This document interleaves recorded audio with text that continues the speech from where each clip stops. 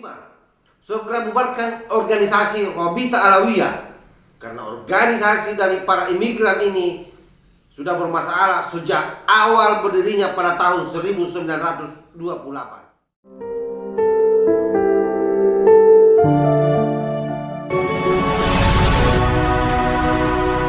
Assalamualaikum warahmatullahi wabarakatuh. Om Swastiastu, Namo Buddhaya, salam kebajikan.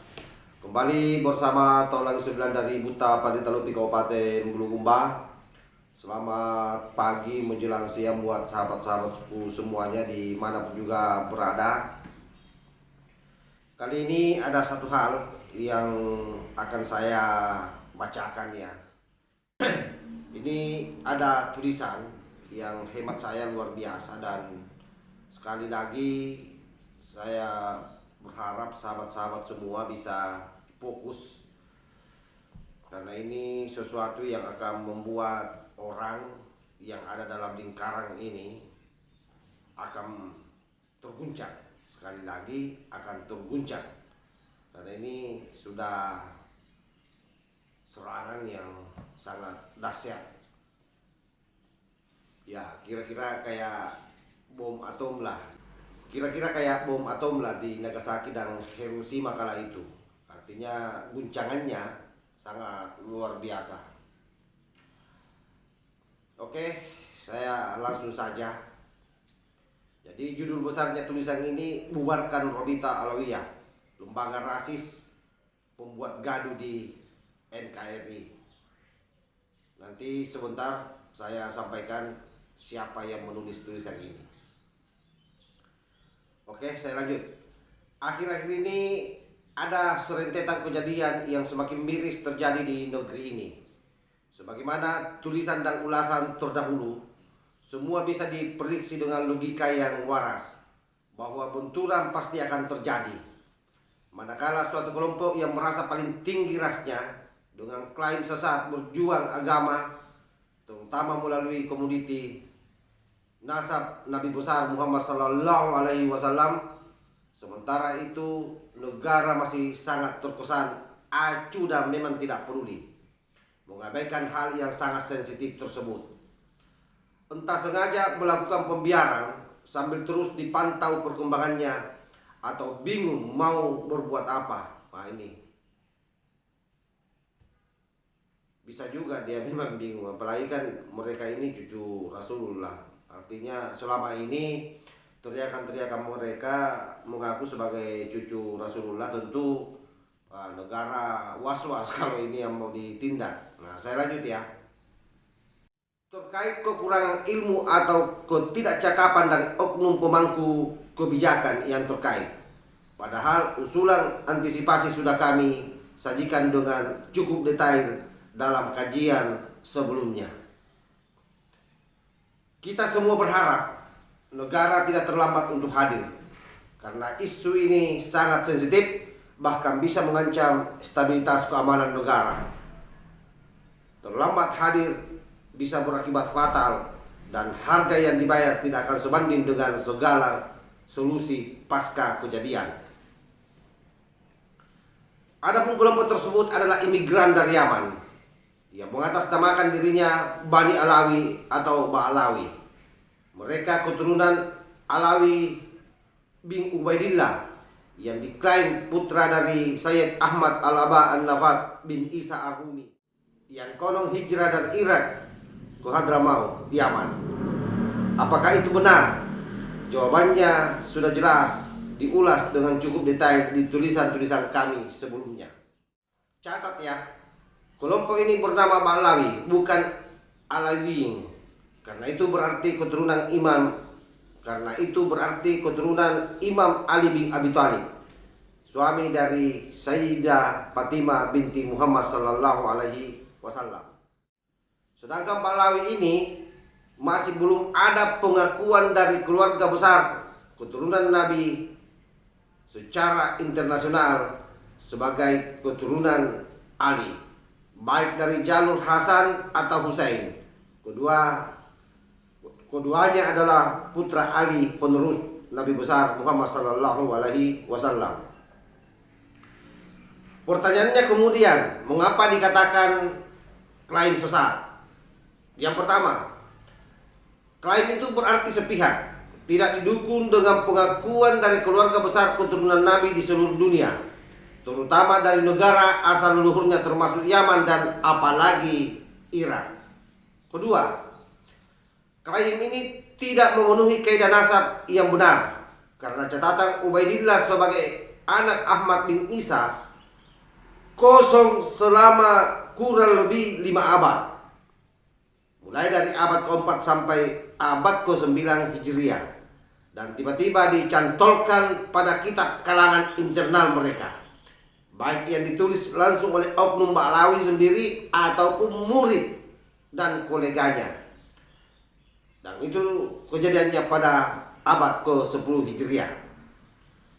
Ketiga, begitu ngototnya ingin dipercaya dan diakui sebagai keturunan Nabi, mereka melakukan berbagai perbuatan yang tercela, di antaranya: 1. Sistem pernikahan rasis, di mana putri mereka dilarang kawin dengan di luar golongan mereka dengan alasan kafa'ah atau tidak sepadan atau tidak sederajat nasabnya. Nasabnya sendiri belum jelas, sudah main klaim merasa paling tinggi nasabnya, padahal kaidah itu tidak dilakukan di hampir seluruh keluarga keturunan Nabi. Karena derajat manusia paling mulia adalah ketakwaan dan pernikahan terbaik adalah kecocokan antar pasangan dengan dilandasi cinta kasih sejati.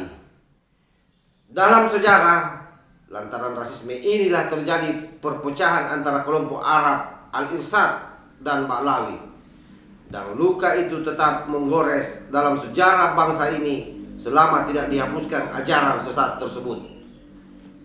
Yang kedua, sistem dakwah yang kooptatif dan hegemonik. Kooptatif itu maksudnya mengkooptasi orang.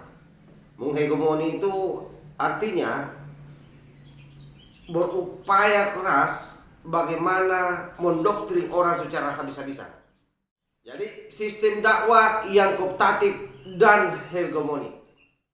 Agama adalah ideologi pembebasan di mana segala ketertundukan dan penghambaan mutlak hanya untuk Tuhan Sang Pencipta, pemilik dan penguasa alam semesta, dan Tuhan sendiri mengajarkan banyak kebaikan untuk mengatur kehidupan hamba-hambanya. Namun ajaran suci yang tauhid keesaan tersebut dibelokkan dengan sistem wasilah atau perantara yang kebablasan. Mengapa? Jadi wasilah yang kebablasan. Mengapa dikatakan demikian? Karena wasilah dalam Islam itu sesungguhnya dibolehkan, asalkan disertai kesadaran bahwa segala hal itu yang maha pemilik dan maha kuasa hanyalah Allah Subhanahu wa ta'ala. Sementara apa saja baik makhluk atau amalia yang dicintai Allah hanyalah sebagai sarana untuk lebih dekat dan sampai kepada Allah, dan tidak boleh mengambil perantara tanpa menyekutukannya. Namun bila ajarannya sudah dibelokkan, kalian tidak akan dianggap mencintai Allah, melainkan harus mencintai terlebih dahulu kepada Rasulullah, dan tidak dianggap cinta kepada Rasulullah, melainkan harus cinta kepada keluarganya atau keturunannya, yaitu kami. Dalam hal ini yang saya maksudkan kami itu adalah para Ba'lawi. Ajaran ini benar adanya dan dalilnya kuat sekali, kecuali yang pada bagian akhir yang klaim Ba'lawi itu. Sejauh yang ada, keturunan yang asli pasti malu meminta-minta penghormatan dan kecintaan tersebut. Keturunan yang baik pasti mendahulukan yang namanya ketauladanan daripada pendoktrinan. Jadi ketauladanan itu ya maksudnya sikap yang harus diperlihatkan supaya orang layak untuk dihormati atau dicintai. Kita lanjut. Dan dengan doktrin tersebut, umat akan dibikin mati akalnya, hilang kritisnya, serta cinta buta. Nah, inilah akhirnya banyak umat yang terdoktrin lalu kemudian menjadi goblok. Nah, ini yang terjadi hari ini. Sehingga apapun yang kita sampaikan ke mereka, cenderung mereka menjadikan kita sebagai musuhnya. Padahal sebenarnya kita berupaya bagaimana supaya mereka sadar. Oke, saya lanjut. Padahal harusnya itu agama mencurahkan, malah akan menjadi media penindasan bagi mereka yang mencoba kritis. Akan dituduh tidak cinta kepada keluarga Nabi, dan ancamannya tidak dapat syafaat dan tidak bisa masuk surga. Seolah hanya dengan tunduk kepada Ba'alawi Anda baru berhak dapat tiket masuk surga. Nah, itu bahayanya itu, doktrin-doktrinnya mereka. Yang ketiga, suka menafikan atau merendahkan dan seolah tidak suka apabila ada kelompok lain yang mengaku juga bertalian nasab dengan Rasulullah. Ini aneh. Harusnya seseorang itu bahagia bisa ketemu dengan saudaranya. Yang ada ini malah seperti dianggap saingan atau mungkin akan mengancam jatah priuk nasinya. Ini kayak pernyataannya TJ ini, mengancam jatah priuk nasinya.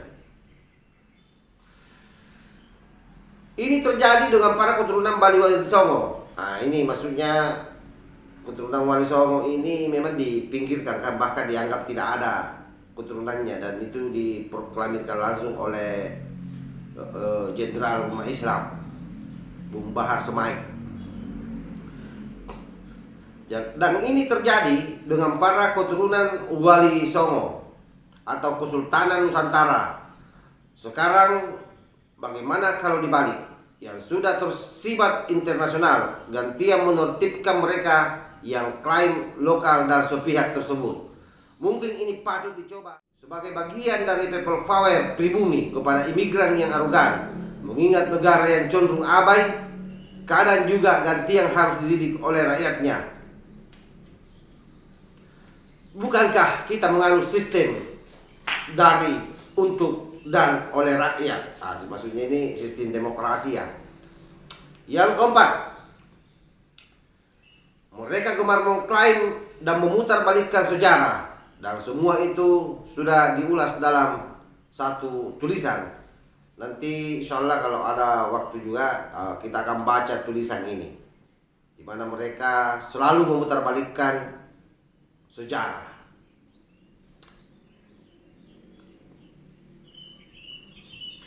Melihat fakta bahwa segala macam peringatan, himbauan, teguran maupun sindiran kepada Ba'alawi sudah dilakukan, namun malah semakin gencar memproduksi ceramah yang arogan, bahkan provokasi kepada umat yang masih terkooptasi oleh metode hegemonik mereka. Ini banyak ditemukan dalam jejak digital di media sosial yang akan sangat banyak bila dikumpulkan menjadi serial dakwah yang ngeri sedap. Dari menghina ulama anjing kalau berdekatan dengan pemerintah. Lalu apakah wapres kita yang kiai itu termasuk bagian dari itu? Atau Raja Maroko misalnya, Raja Yordania, Rahbar Iran, Darul Ifta Al-Azhar Mesir, bahkan Wali Songo yang terlibat dalam suksesi Majapahit ke Demak ke Pajang, hingga Mataram, Islam, Cirebon, Banteng, Palembang, dan lain-lain termasuk Aceh dan Sulawesi. Atau ceramah menghina kiai yang tidak cinta kepada ahli bait agar jangan diikuti. Yang itu jelas diarahkan ahli bait itu iya ke mereka sendiri, Ba'alawi. Padahal lucunya kiainya banyak yang sudah isbat internasional. Nah, ini maksudnya. Jadi kiai-kiai kita di Nusantara itu sudah banyak yang memiliki isbat internasional, cuma tidak pernah diperlihatkan. Karena untuk apa juga dia mau perlihatkan? Faktanya bahwa umat ikut ke beliau bukan karena nasabnya, tapi karena keilmuan dan ketakwaannya, ketauladanannya yang dilihat. Nah, sementara mereka bagaimana? Kan kebalikannya kan. Terutama oknum-oknum bocil, si Kucluk CS. Dianya yang menuduh masih klaim lokalan.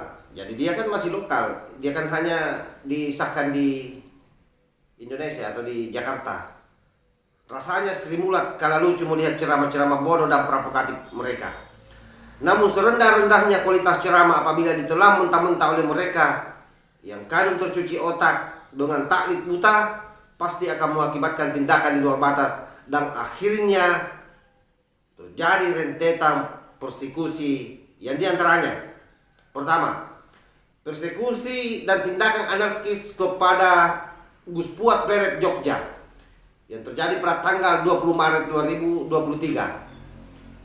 Apabila ulama sekundang beliau dari keturunan ulama besar Mursyid Torokah dan memiliki terah keluarga besar yang sangat kuat saja mereka berani persekusi, lalu bagaimana dengan orang-orang yang relatif dianggap lemah? Nah ini.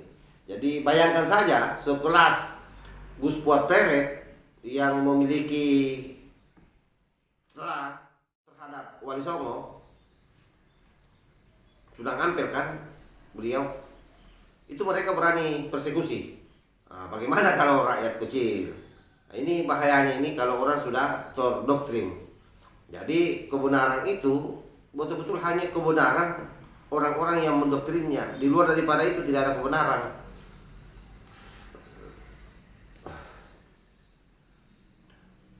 Yang kedua, belum dingin peristiwa itu terjadi persekusi lagi kepada Gus Baidoi di Kebumen, Jawa Tengah. Nah, itu kita lihat kan bagaimana viralnya waktu itu pada saat Mbah Baidoi dipersekusi sampai nangis-nangis, kasihan sekali. Nah, sampai kapan ini dibiarkan oleh negara? Apakah menunggu kelas fisik dulu baru negara hadir? Jadi ini memang pernyataan ini diarahkan ke negara. Harus ada sikap yang jelas dari pemerintah kita. Yang ketiga, dalam suasana situasi yang belum kondusif, sudah terjadi gejolak lain di mana para ulama dan aktivis medsos dari Bani Wali Songo dan pencinta NKRI seperti Gus Arya misalnya, Gus Nuril, Kiai Sarip Rahmat Padasuka, dan opini dari berbagai suku serta etnik Nusantara, ya ini maksudnya ini seperti TJ misalnya, yang mencoba menyuarakan keprihatinan malah diserang dengan narasi sporadis oleh para baser-baser Ba'alawi, baik dari kalangan mereka ataupun simpatisannya, dan kesemuanya seolah langsung mengarahkan titik sasaran kepada seorang ulama karismatik dan alim dari keluarga Kesultanan Banteng, yakni Kiai Imaduddin Usman Al-Bantani. Kenapa demikian? Karena beliaulah yang dianggap paling vital, berani mengulas dengan sangat ilmiah, sistematis, dan komprehensif, literalis tentang batalnya nasab Ba'alawi. Ibaratnya beliau membawa gergaji mesin langsung memotong akarnya pohon. Tentu saja tumballah pohon tersebut beserta para monyet-monyet yang bergelantungan di atasnya. Nah, kalau di sini yang berisik di atasnya, saya menggantinya dengan bergelantungan di atasnya. Saya mau maaf ini sama penulisnya. Nah, yang keempat, setelah itu pusaran isu dan perdebatan seolah fokus untuk mengarah dan menyerang sang kiai. Baik serangan yang mencoba mengimbangi secara literalis atau serangan berupa pembunuhan karakter. Kelak sejarah akan mencatat beliau sebagai salah seorang pejuang dan pembaharu terkait pelurusan nasab Nabi di Nusantara. Tentu saja selain banyak pejuang lainnya yang tidak saya sebut namanya satu persatu. Ya seperti diantaranya saya kira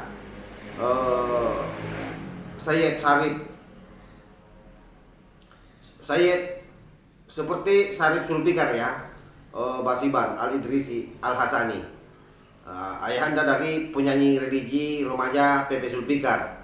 Dan saya kira banyak lagi yang lain, dan yang paling saya ingat betul itu adalah Gus Puat Pleret. Bagaimana beliau dari tahun-tahun lalu itu sudah mulai gerah dan memberikan pernyataan-pernyataan monohoknya terhadap kaum Ba'alawi. Dan tentu itulah yang membuat kemudian banyak kader-kader muda dan Nahdlatul Ulama hari ini itu berani bersuara. Saya kira salah satu inspirasinya itu selain daripada yang sudah viral hari ini, ya waktu Gus Puat Pleret mengeluarkan satu pernyataan dalam ceramahnya yang tentu dipotong-potong waktu itu ya oleh mereka, dan itulah yang berefek pada persekusi kala itu. Namun sejauh ini belum ada sanggahan dari pihak pro Ba'lawi yang secara kualitas mampu mematahkan argumentasi dan penelitian ilmiah dari Kiai Imaduddin Usman tersebut.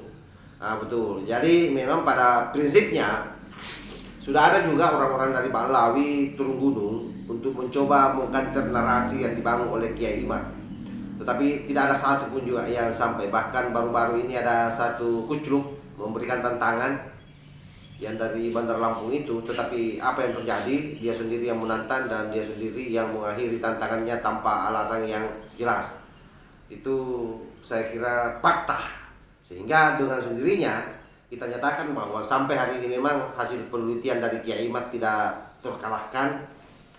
Dan kalau menurut Gus Fuad Pleret lebih tajam lagi, sampai kiamat pun tidak akan terbantahkan. Itu bahaya sekali pernyataan Gus Fuad Pleret. Yang kelima, sampai pada poin di atas, alur masih relatif menarik karena dari tindak persekusi berubah menjadi perang pena yang mencerdaskan dan memberikan edukasi ilmiah. Namun ketika perdebatan mengarah pada saling menentang tes DNA serta menyinggung eksistensi Wali Songo, terjadi suatu blunder besar, bahkan sangat brutal dari pihak Ba'lawi, yang ini statementnya keluar dari seorang oknum Ba'lawi mantan napi. Adapun statementnya yaitu siap tes DNA asalkan makam Rasul dibongkar. Yang kedua, menghina dan menuduh bahwa Wali Songo tidak punya keturunan, kalaupun ada nasabnya terputus ke jalur perempuan.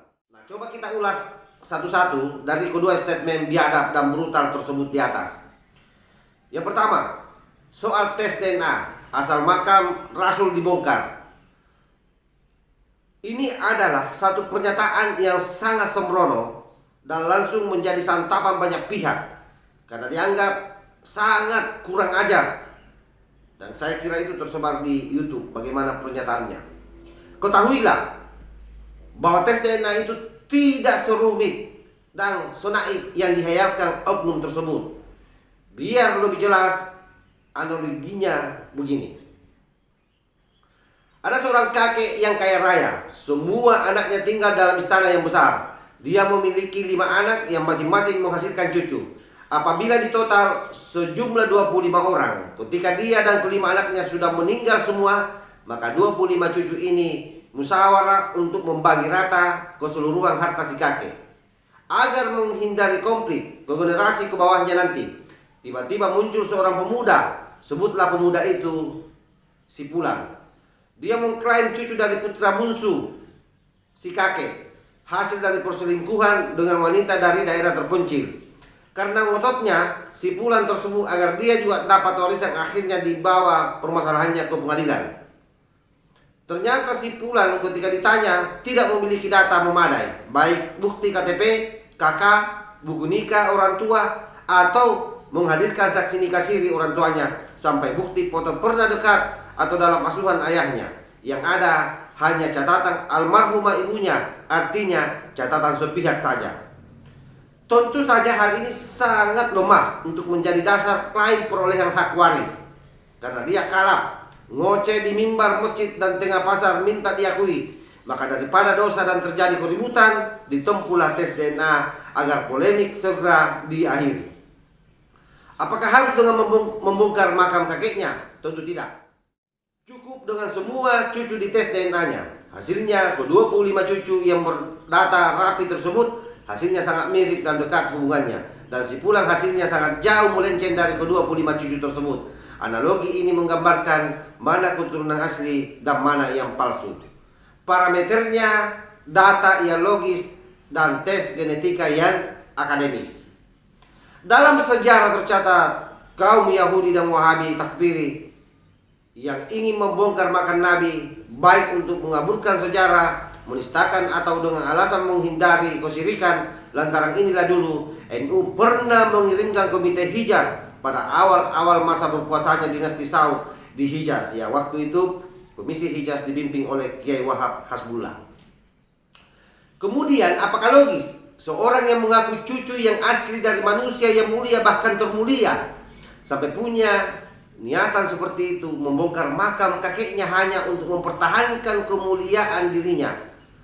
Tentunya ide pembongkaran makam Nabi ini hanyalah muncul dari indikasi sosok cucu palsu dan manusia yang biadab.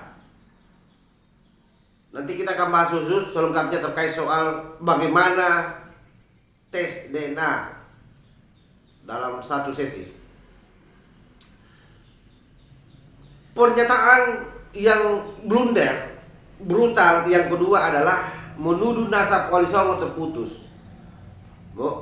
Mengakui nasab Wali Songo bagian dari Baklawi saja, itu suatu kebiadaban dan pembodohan, karena Baklawi tidak diakui dengan pernasaban ahli baiat dunia. Karena Baklawi tidak diakui dalam pernasaban ahli bait dunia. Sementara keluarga Wali Songo sudah banyak yang terisbat, apalagi menuduh nasab Wali Songo terputus, sungguh suatu kejahilan yang luar biasa. Selain memiliki catatan internal keluarga, makamnya juga ada. Ahlul balatnya atau keturunan yang mendiami sekitar makam juga ada. Reuni keluarga hingga yayasan juga ada. Dan ketersambungan informasi sejarah tetap lestari, di mana pesantren dan keturunannya ada. Keratonnya masih berdiri, naskah babat dan manuskrip terdata rapi, lalu tuduhan terputus tidak ada dari jalur bapak itu. Bagaimana? Ini saja sudah menunjukkan keterbelakangan ilmu dan meragukan klaimnya sendiri sebagai bagian dari ahli bait internasional. Karena kesepakatan seluruh ahli nasab bahwa semua keturunan Fatimah, baik dari laki-laki atau perempuan, tetap diakui sebagai bagian dari keturunan Nabi. Apalagi nyata-nyata dari jalur bapak ternyata ada keturunannya. Hak dan hasil isbat dan hasil isbatnya juga ada. Nah, Baklawi yang mendewakan jalur ayah, ada nggak isbatnya? Ini pertanyaannya penulis. Diakui nggak oleh keluarga besar zuriat Nabi di dunia? Di sini berlaku kaidah maling teriak maling. Sebelum ketahuan dirinya maling, maka menuduh orang lain maling sebagai bentuk kedustaan akut, pembodohan dan pengecut. Nah itu, jadi memang jurus-jurusnya begitu. Sama dengan si Kuculu Umar kan. Dia yang tidak sanggup untuk berdebat, lalu dianggap Kiai Imad yang tidak menyanggupi apa yang menjadi permintaannya. Coba bayangkan itu si Kuculu itu. Dan itu satu model semua. Oleh karena itu, kedua statement biadab tersebut dapat mengakibatkan umat yang bodoh menganggap membongkar makam Nabi itu perlu untuk mempertahankan kemuliaan Baklawi di Indonesia. Produknya adalah umat yang miskin adab dan pembodohan massal, serta menjatuhkan marwah para kiai Nusantara serta keluarga Kesultanan Nusantara dengan stigma sebagai pemalsu nasab. Derajatnya di bawah Baklawi dan desakralisasi seluruh leluhur negeri yang ada tautannya dengan Wali Songo. 2. Statement yang brutal tersebut akan membelah anak-anak negeri. Mereka yang tertipu dengan klaim nasab Baklawi akan membela dengan segala klaim sesatnya. Dan ini saya kira memang banyak berseliweran di media sosial. Anak-anak pribumi kemudian jor-joran pasang badan membela kelompok Baklawi dengan tetap mengeluarkan hadis-hadis palsu untuk menguatkan bagaimana rasa cinta atau bagaimana kita harus menghargai mereka. Dan saya kira itu juga sudah sering saya up di YouTube saya ya.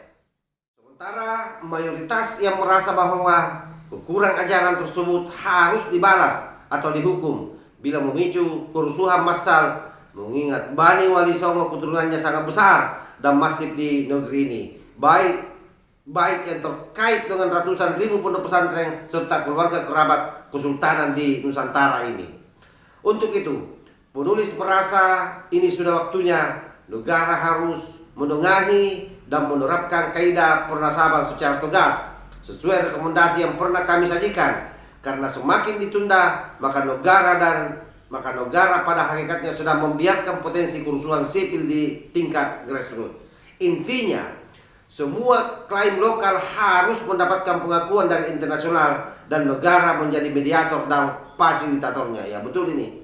Jadi kalau perlu negara menganggarkan itu, termasuk anggaran tes DNA, supaya kemudian itu tidak menjadi berat bagi orang-orang yang terindikasi nasabnya palsu atau mau membuktikan bahwa dia adalah asli keturunan Nabi. Karena kalau misalnya tidak dibayarkan atau negara tidak terlibat, maka yang korban kembali adalah pribumi, dan itu artinya rakyat Indonesia akan korban, karena dia akan menjadi korban pendakwiran untuk biaya tes DNA. Yang keempat, saya lanjut ya. Segera tangkap dan adili si pembuat onar, karena apabila manusia-manusia sampah ini dibiarkan mengoceh seenaknya di negeri ini, maka narasi sesat akan meracuni segala akal sehat. Dasarnya apa? Bisa dilaporkan sesuai pasal 14 dan pasal 15 Undang-Undang Nomor 1 Tahun 1946 tentang Peraturan Hukum Pidana. Saya minum dulu.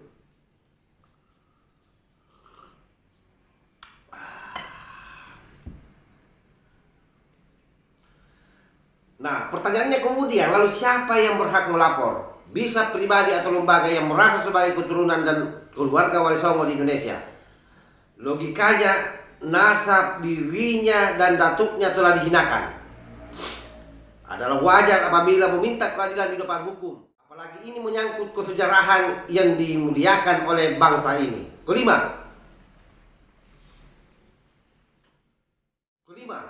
segera bubarkan organisasi Robita Alawiyah, karena organisasi dari para imigran ini sudah bermasalah sejak awal berdirinya pada tahun 1928. Selain konflik dengan imigran keturunan Yaman lainnya yang tergabung di dalam Al-Irsyad terkait rasisme pernikahan,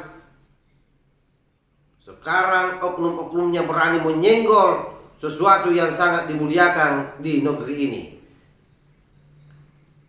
yaitu Bani Wali Songo. Dan relatif tidak pernah ada teguran keras kepada oknum-oknum keluarga Baklawi yang telah sembrono tersebut. Nah, ini juga yang kita sesalkan, karena memang sampai hari ini kita tidak pernah mendengar ada semacam teguran keras terhadap mereka dari kelompoknya. Jadi memang terkesan bahwa mereka ini didorong oleh mereka.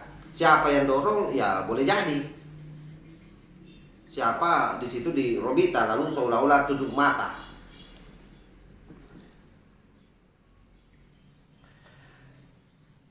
Kita lanjut. Dalam kitab internal Baklawi sendiri yang judulnya Al-Istizadah, yang disusun oleh cucu Mufti Hadramaut Habib Abdul Rahman bin Ubaidillah Assegaf, yakni Habib Ali bin Muhsin bin Abdul Rahman Assegaf, disebutkan bahwa lembaga RA ini sudah bermasalah sejak awal berdirinya. Sejarah mencatat NU didirikan tahun 1926. Kalau para Baklawi ini mengklaim kalau Baklawi ini mengklaim saluran dengan Kiai Nusantara, mengapa tidak gabung dengan NU? Lembaga ini didirikan sekitar 2 bulan pasca Sumpah Pemuda. Justru yang terjadi telat mendukung nanti sekitar 6 tahun, di mana itu pun atas inisiasi Arab imigran non Baklawi, yang itu Al-Irsyad. Maklumlah, iming-iming Gulden Belanda lebih menggiurkan dibanding semangat nasionalisme dan perjuangan agama. Semua lengkap dalam kitab Istizadah. Sang Mufti Hadramaut sendiri akhirnya kecewa dengan perbuatan dan perilaku Baklawi Indonesia yang rasis dan keras kepala, dan rupanya tabiat buruk itu tetap dilestarikan hingga kini, di mana sampai ada narasi Baklawi yang bodoh lebih mulia dari 70 kiai yang pandai. Sungguh framing dan narasi yang sangat brutal dan menyesatkan sekali. Sampai kapankah drama ini dibiarkan? Bila lembaga tempat bernaungnya Baklawi tidak bisa menjadi wadah yang baik, maka siapapun akan sepakat tidak ada pilihan lain kecuali dibubarkan daripada mengancam kebinekaan dan manipulasi nasab Nabi di Nusantara ini. Pernah ada kabar terjadi kesepakatan antara oknum Baklawi, seorang tokoh sentral di RA, dengan seorang kiai tokoh sentral pada lembaga Asmat Khan, bahwa untuk kalangan Baklawi tidak mengganggu atau merecoki keluarga Wali Songo. Namun apa yang terjadi, publik bisa menilai sendiri siapa yang selama ini menyenggol dan getol mempersekusi nasab. Selain itu, selama ini MDRA dengan tegas tetap mengklaim sebagai representasi yang berhak memberikan syahadah siapa keturunan Nabi. Sementara lembaga ini juga hanyalah klaim sepihak dengan tanpa kaidah yang jelas dan benar. Nasabnya dikarang sendiri, distempel sendiri, dan memproduksi narasi agar warga Nusantara harus mempercayainya. Kalau tidak percaya apalagi hormat, maka diancam tidak dapat syafaat Nabi dan tiket masuk surga. Negara harus tampil dan hadir agar lembaga ini harus dipaksa menjalankan kaidah yang benar, harus disambungkan dengan keluarga besar Nabi internasional. Tidak boleh ada klaim lokalan saja, harus mendapatkan pengakuan internasional. Sehingga ada 3 hal yang kita harapkan dengan keterlibatan negara memfasilitasi proses isbatnya ini. Pertama, lembaga ini kalaupun misalnya berhasil dalam isbatnya, maka layak untuk diizinkan mengklaim keturunan Nabi di negeri ini. Yang kedua, ketika gagal, maka dimintakan keabsahan di internasional,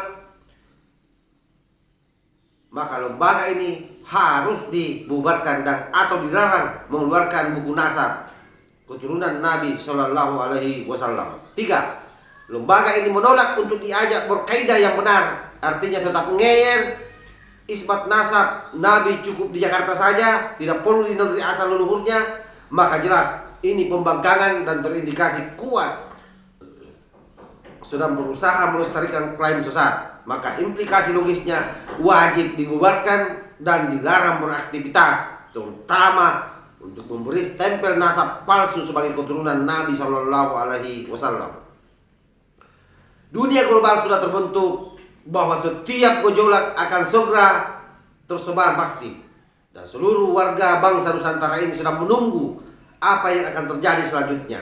Semua mata sudah terpancing, semua mata sedang terpicing, dan semua telinga sedang difokuskan bahwa telah muncul suatu gejala semakin muaknya umat Islam dan kaum beragama atas klaim sesat Bahlawi yang ternyata ujung-ujungnya telah membawa arogansi kelompok dan perpecahan. Dan konon kabar hebohnya di atas Bahlawi di Indonesia ini telah sampai di telinga Dewan Nakib Syahadatul Ashraf Internasional. Nah, bila diperlukan, mereka siap hadir untuk memberi kesaksian. Maka waspadalah, sahabat-sahabat. Demikian, wallahul muwaffiq ila aqwamit thariq. Wassalamualaikum warahmatullahi wabarakatuh. Tanggal 27 Ramadan 1444 Hijriah, Kanjeng Raden Temunggung Paki Wirahadiningrat, pemerhati budaya, sejarah dan genetika.